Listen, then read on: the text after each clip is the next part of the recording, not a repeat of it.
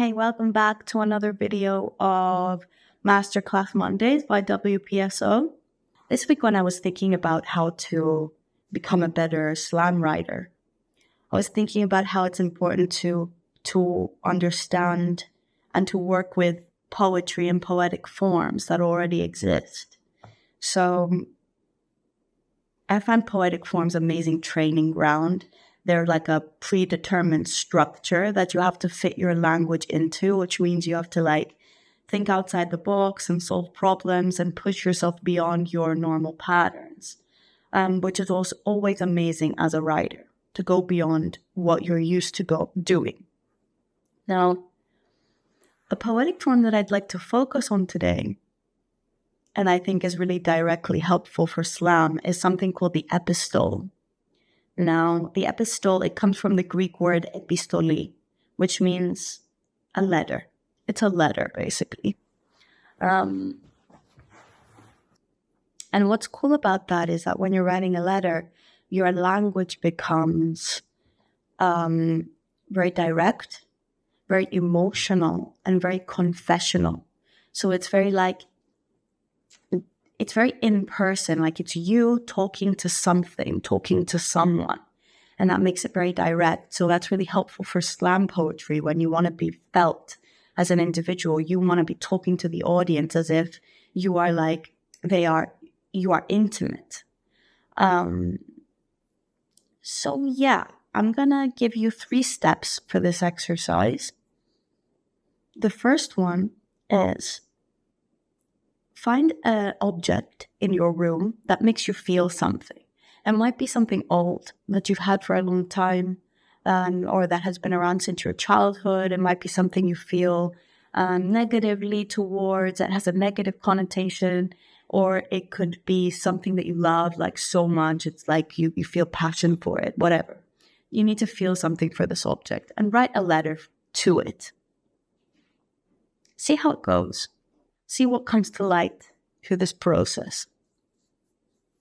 Now, the second thing I'd like you to do is, I want you to think about, inside yourself, you have things that are troubling you, that are creating trouble, like, for example, your anxiety, depression, insomnia, a sickness, a pain in your body, a procrastination, a lack of self-worth, like a voice that, like a judgmental voice inside you.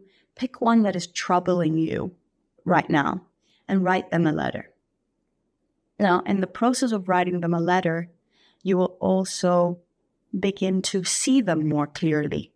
What kind of a presence is your anxiety, for example? Is it a feminine or masculine presence? Is it what do they physically look like? What do you imagine when you're writing? Sometimes those images will be faint at first, but if you focus on them, they will grow. They will become more specific. So if you think about that, what kind of physicality does my anxiety have? How do they become personified? And when you have this sense, as you're talking to them, see what happens. See what kind of things come up to the surface.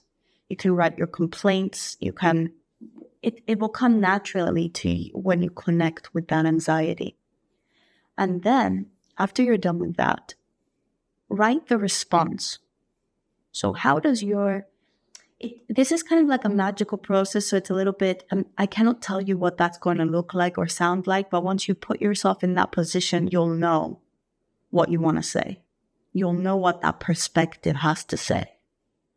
So give into it, go into it and see what happens. I write a letter to my anxiety, and then my anxiety writes a letter back to me. And if you like, you can repeat this process, writing letters to each other, until you reach a place where your relationship is at a better place, where you feel even a little bit more relaxed together, where you feel like you have a better relationship with that part of you. And then the third thing that you can do is write a letter to somebody, to a person, real person, that you have unresolved things with, unresolved emotions with. This could be love, this could be anger.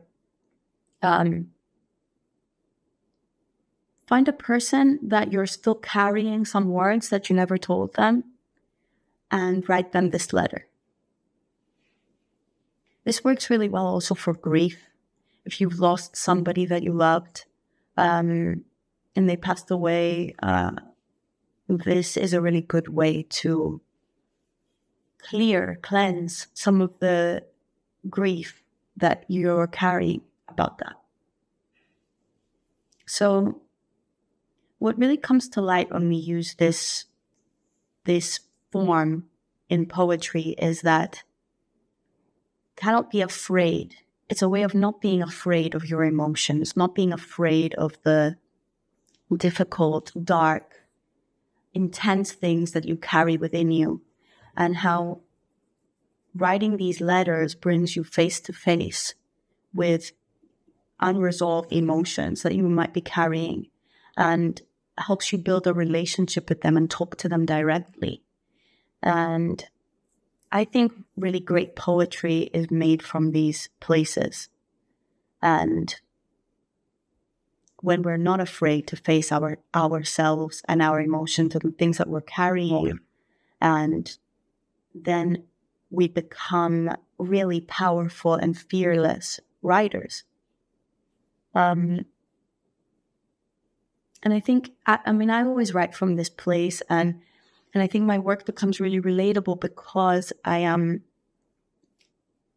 in the depths of my being, and then that connects with the other person's inner world. Like we all share very similar patterns. So yeah, that's what I have to say for this week. Thanks for being here, and I'll see you next week. Oh, yeah. When you try this out, if you need support, please reach out to me. I am available for that. But also, you can also add in the comment how this went for you. I would love to hear from you. I'd love to hear how these exercises are working for you. So please let me know how it went, and I'll see you next week. Take care.